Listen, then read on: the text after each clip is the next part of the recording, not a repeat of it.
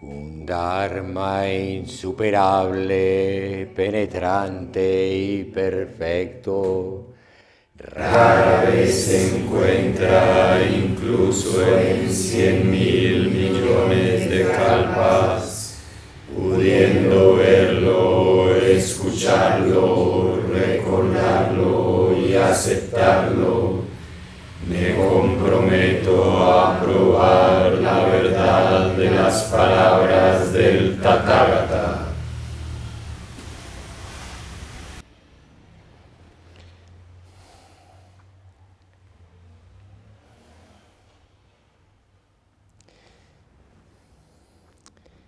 Buenas noches.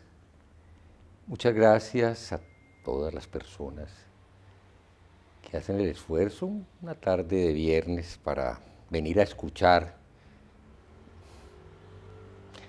las palabras del Tathagata. No sé, bueno, trato de permitir que la identidad que el Buda expresó, todas las existencias tienen la misma naturaleza, despierta, iluminada. Bueno, por razones seguramente de el aprendizaje de la dinámica de la vida, al mismo tiempo que tenemos la naturaleza despierta, la naturaleza iluminada del Buda, tenemos una parte oscura, una parte densa, una parte confusa, una parte difícil. Y en esta mente que pone las cosas en los extremos, pues uno piensa que la naturaleza de Buda es lo único importante, que esto otro oscuro, poco agradable, poco bonito, debería más bien considerarse algo para abandonar, para rechazar, para eliminar. Parte de la transformación es efectivamente no vivir como única condición del lado de la oscuridad, no vivir de manera indefinida, alimentado por el sufrimiento, por la angustia, por la ansiedad, la zozobra, por ninguna de esas experiencias que los seres humanos hemos vivido y a veces desgraciadamente repetimos y repetimos y repetimos. Sí,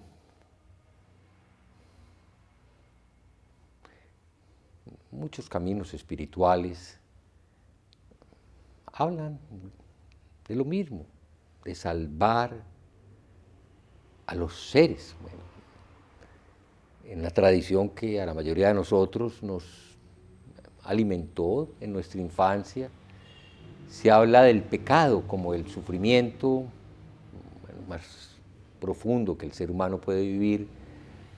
Y en los términos de un creyente, pues el pecado es simplemente, y qué interesante, la separación de Dios, el no poder sentir la unidad con lo sagrado. Bueno, es distinto, pero es parecido. El sufrimiento, como lo expresamos nosotros en el budismo, es la idea de ser un yo, es la ilusión de sentirse separado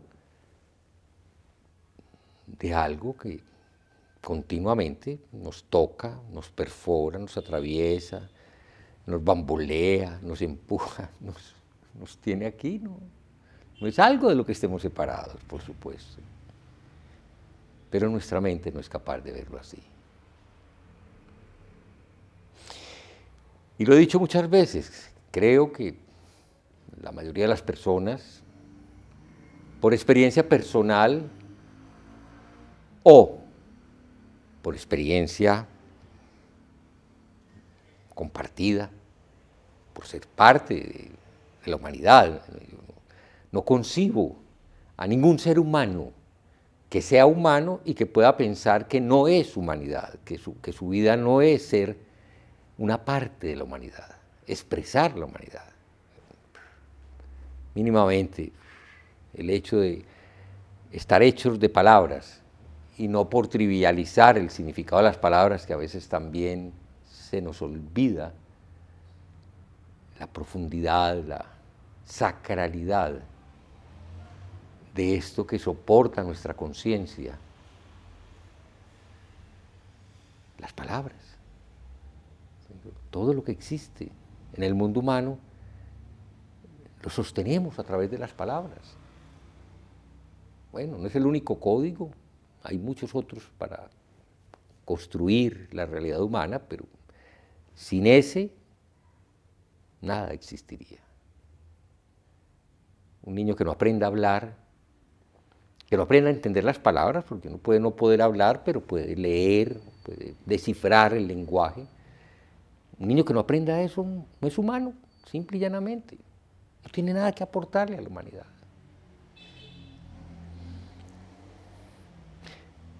Y nuestra práctica requiere de las palabras.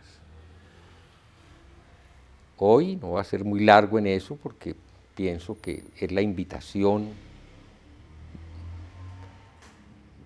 la verdadera invitación de esta práctica. Es que, bueno, recibamos el Dharma, la verdad de las palabras del Tathagata, vamos a ponerlas a prueba.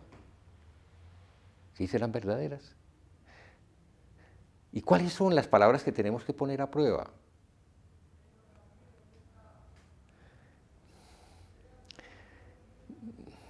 Realmente no sé cómo decirlo, pero son las palabras con las que hemos construido nuestra realidad, lo que somos, lo que decimos ser. Este cuerpo, mente, y mientras seamos seres humanos eso no se puede separar. Que en algún momento vio que la enseñanza del Buda, que las palabras del Tathagata eran un refugio. Y ustedes, todos, todas, han venido porque aquí realmente se manifiesta la cualidad de un refugio. Y está hecho de palabras, efectivamente. Y de más que palabras, pero bueno, para todos, y por eso la enseñanza se dice y se oye, a veces se calla. Porque la conciencia de cada uno, de cada una, cuando observa y conecta, bueno, no sé qué es conectar, pero sí es esa sensación de lo veo.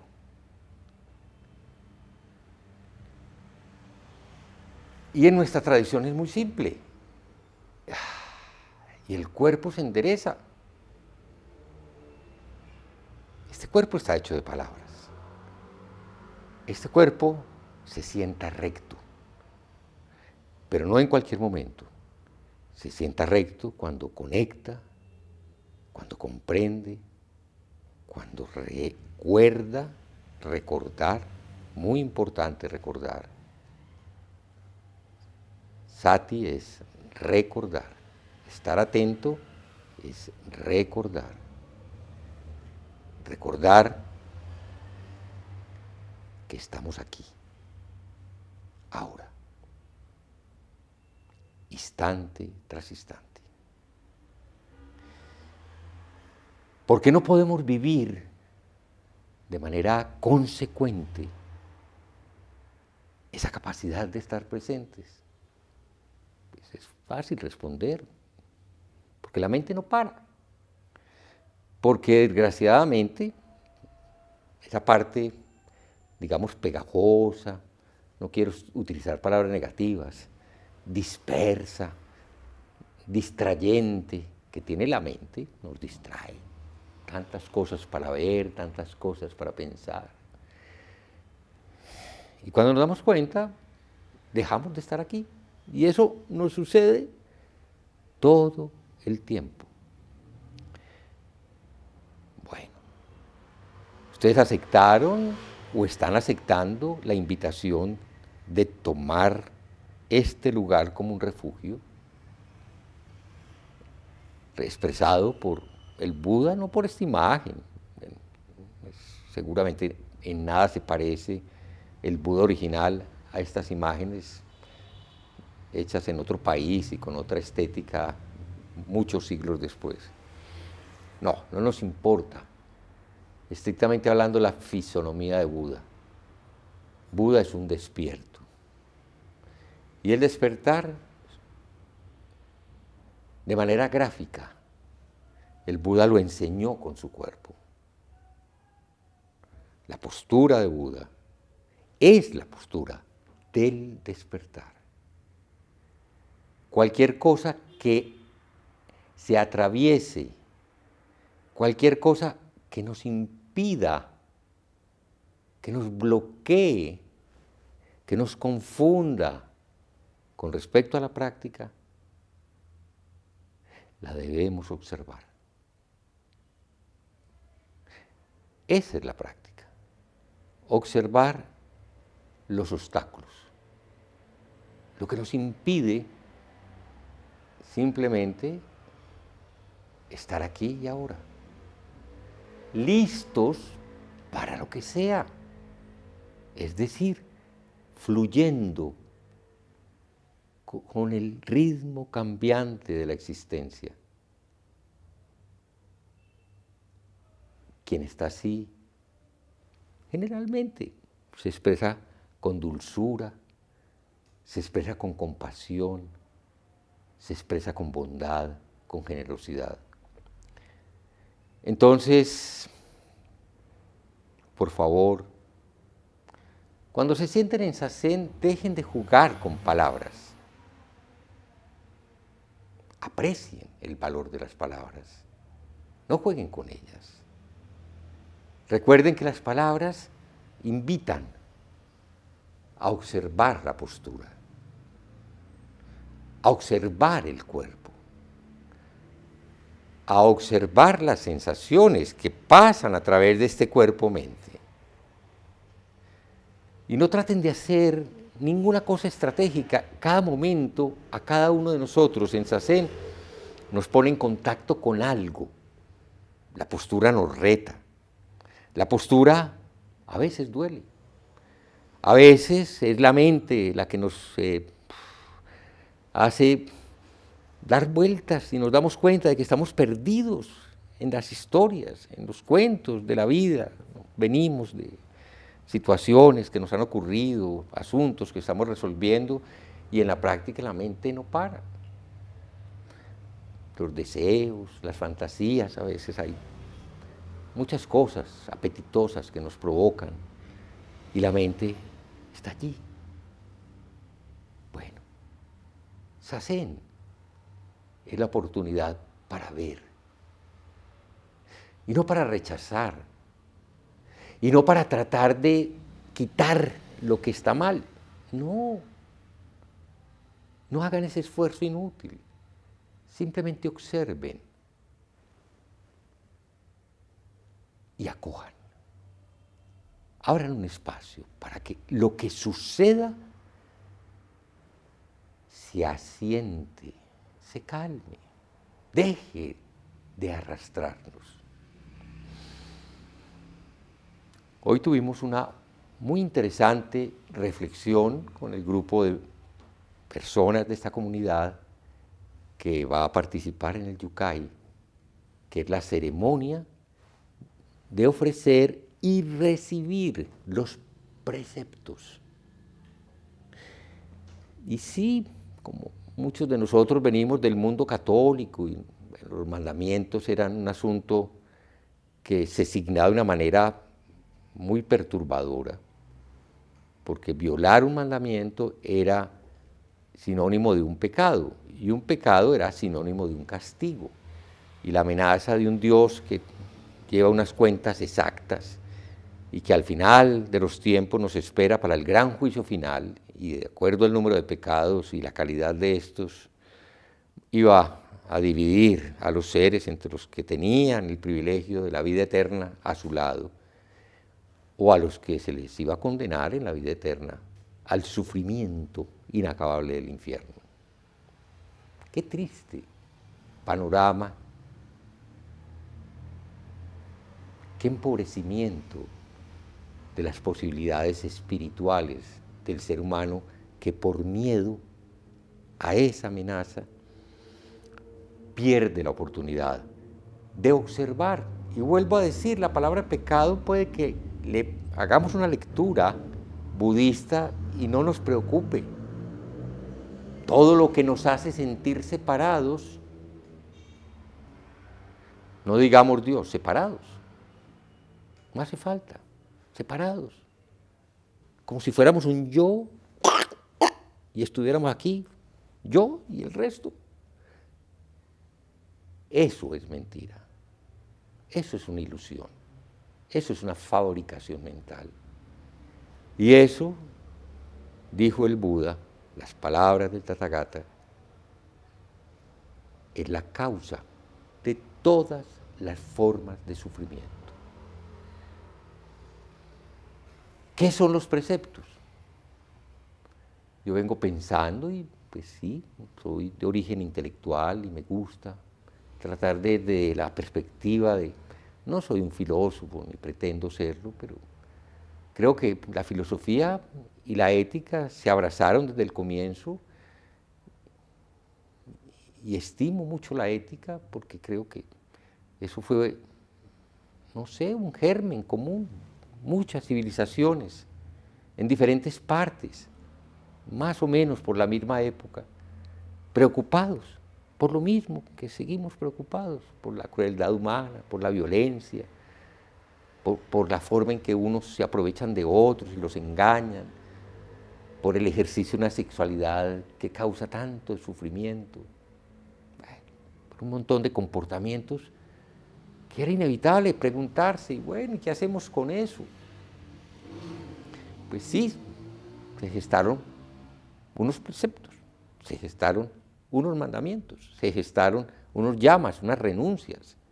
Y cuando uno lee lo que eso significa, pues sí, es lo mismo. Ojo, a nadie le gusta que lo maltraten, y menos que lo maten. Lo más probable es que tú no digas, mátame, que me encanta que me maten, como si hubiera mucha posibilidad de repetirlo. A nadie le gusta que le mientan. A ti no te gusta que te mientan. A nadie le gusta que abusen de ninguna manera, ni sexual ni de ninguna manera. A nadie le gusta que lo juzguen y lo critiquen, y menos sin razón.